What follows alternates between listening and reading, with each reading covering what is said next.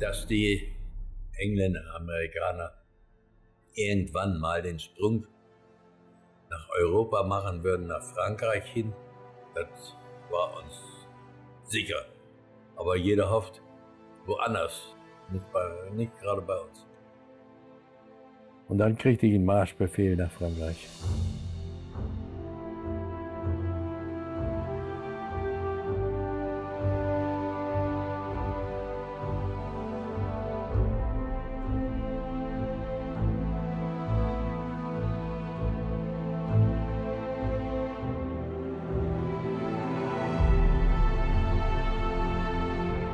Ich habe den Krieg nicht gewollt.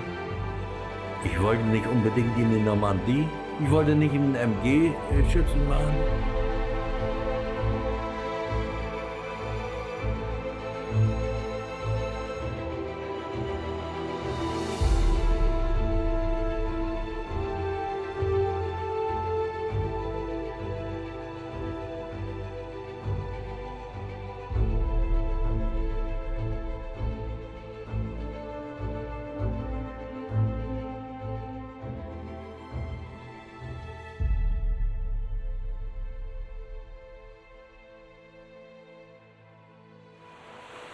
Oberleutnant Frerking Hat mich um vielleicht 5 Minuten nach 12 Mitternacht geweckt und sagt, Hein, aufstehen, schnell, wir müssen los.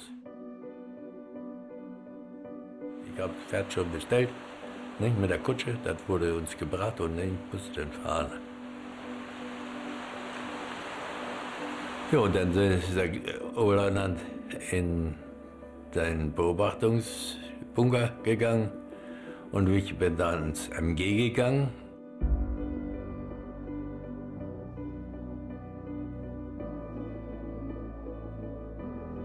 Ich konnte von da oben sehen, dass da der Streifen Blut bis ins Wasser ging. Ne? Bin nicht schuld daran, dass ich da so viele Leute totgeschossen habe. Ich habe nur das getan, was ich sollte. Und ich hatte keine Möglichkeit, das zu umgehen. Ich konnte nicht, hatte keine Wahl. Ich habe ja gesehen, wie er da einmal reingehalten hat.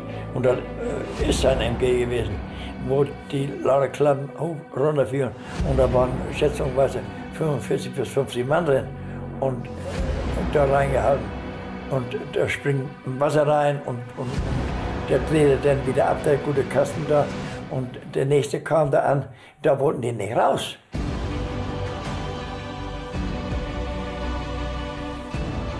Ich konnte von da aus ja sehen, wer sich bewegte und über Wasser blieb. Und dann habe ich mit dem Karabiner drauf geschossen. Von 50 Schuss mit dem Karabiner gingen keine 5 an vorbei. Auf diesen Abschnitt, ich möchte mal wissen, wie viele Tote da gewesen sind. Also von wegen Hunderte, das sind Tausende gewesen.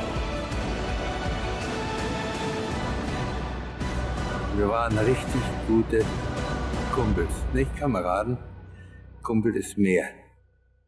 Und ich bin ja durchgekommen durch die Granattrichter und in Deckung. Und ich habe dann gewartet und gewartet, da wohl dort nachkommen. Dann aber hat's nicht geschafft.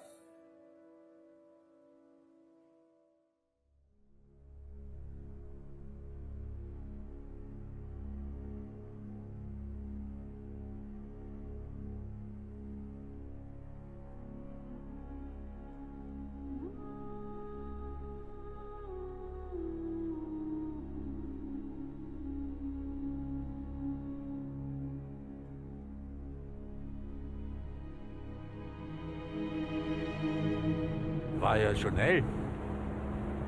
Kam da aus dieser Richtung ein Landungsschiff, kein Landungsboot, Landungsschiff. Das war ein richtiger Pott. Der hatte an beiden Seiten war eine Treppe, wo 2 Mann nebeneinander gehen konnten. Die luden dann aus und die kamen direkt auf mich zu hier. Und da sagte mein Oberleutnant sagte, mein Gott, arme Schweine. Und dann sagt er, du Hein, wenn die in knietiefe Wasser kommen, dann musst du anfangen mit Schießen, dass die nicht auseinanderlaufen können.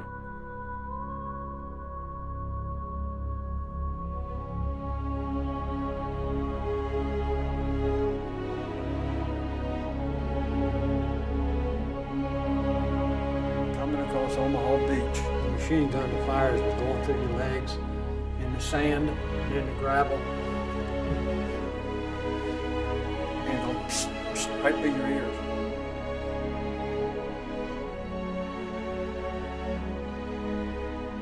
Und wenn einen Streifschuss hatte, nicht? Oder einen neuen Arm oder gar nicht einen tödlichen Schuss, der ist ja ertrunken. Nicht? Das war grausam. Nicht? Also, das ist gleich vorbei.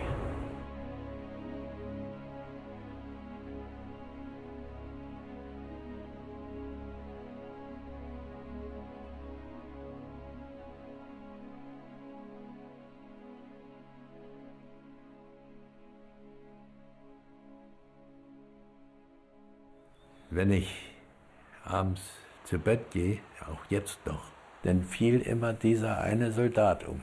Nicht? Ach, nicht wochenlang, jahrelang. Nicht? Immer dieser letzte da von diesem Haufen.